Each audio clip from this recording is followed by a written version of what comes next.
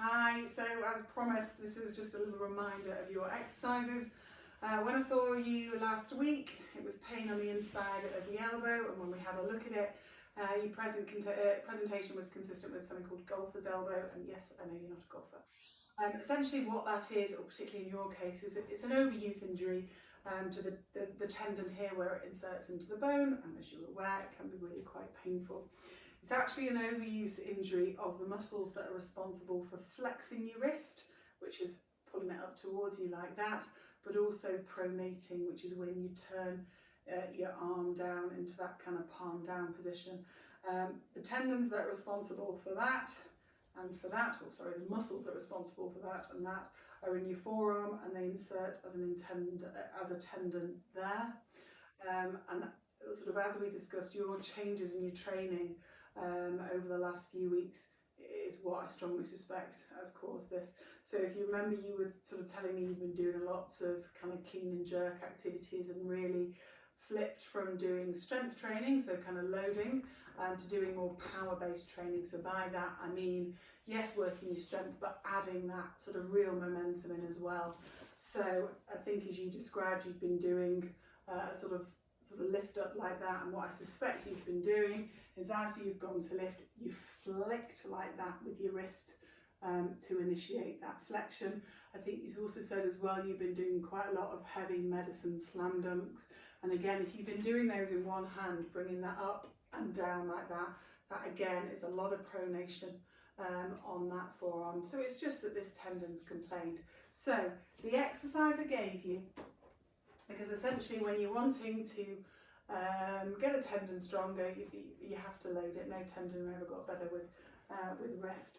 So I'm just going to demonstrate it on here. You can use the kitchen table, coffee table, arm of the sofa, but basically you want that forearm supported with the wrist hanging off. You need a weight, enough weight so that you know that you're doing it. I don't mind you having a bit of sensation there when you are doing it. In fact, I very much want you to. So on the pain scale, sort of aim to not go above about a 4, but you sort of do need to know you're doing it. So this is just 2.5 kg. So what you're going to do, you're going to start with your wrist in extension, so bend down like that, your palms facing up. You're going to bring that wrist and hand forward like that, and then you're going to control that rotation round into that position. It's then a slow, controlled release back, and then control that extension. So it's up, rotate to palm down, control the release back, control that wrist extension. So from the side, that's your starting position, up into wrist flexion, control that rotation down, hold for a few seconds, control the release back, and relax that off. Okay, you're aiming to do 10 to 15 reps on each side, and you're aiming to do that 3 times. Now you do them all together. You don't think you've got to do them morning, afternoon and evening.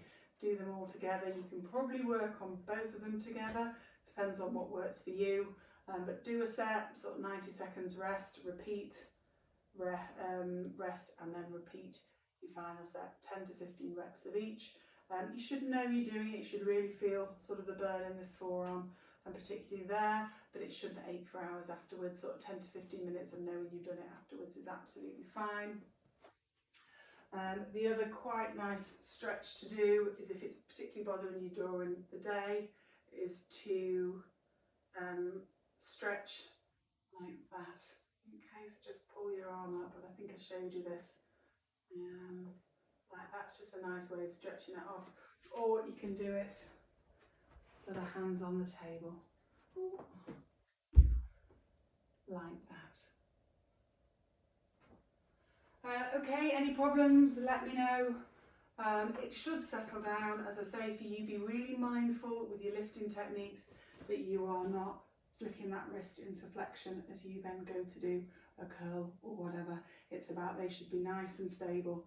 And then, so for example, if you're lifting up, it should all come from that biceps. the biceps. It shouldn't be coming from flicking that wrist. Okay, as I say, any problems, let me know. Okay.